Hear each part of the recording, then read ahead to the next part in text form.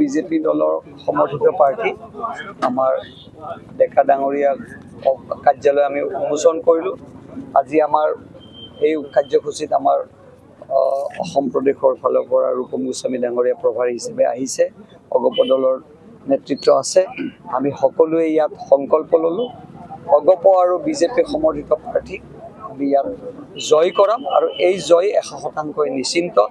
আৰু আমি আহ্বান জনাইছোঁ অসমৰ ৰাইজক বা আমাৰ এই পঞ্চায়তত যে আঁচনি ইমানবিলাক আঁচনি মুখ্যমন্ত্ৰী ডাঙৰীয়াই সুন্দৰকৈ ৰাইজৰ মাজত বিতৰণ কৰি আছে। এই আঁচনি আপোনালোকে অন্তৰ্ভুক্ত হৈছে, যিহেতু আঁচনি পাইছে, সুবিধা পাইছে। আমি এটা বস্তু আপোনালোকৰ পৰা বিচাৰিছোঁ, আমি পইচা বিচৰা নাই আপোনালোকৰ, আমি দালালি কৰিব খোজা নাই।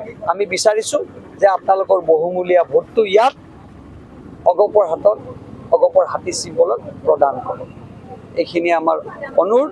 আৰু অনাগত দিনত এইটোও জনাইছোঁ যে যিসকলে আঁচনিত অন্তৰ্ভুক্ত হৈ আছে তেখেতসকলে যদি ভাবিছে যে আমি অগপ আৰু বিজেপিক ভোট নিদিওঁ, পিছত আপোনালোকৰ আমি অনুৰোধ কৰিছোঁ, ইমানখিনি সুবিধা পোৱাৰ পিছত আপোনালোকে কিয় এই ভোটটো এনেকুৱা এটা দলত দিব যি দলৰ আজি পৰিৱেশ কমলপুৰত নাই, অসমত নাই।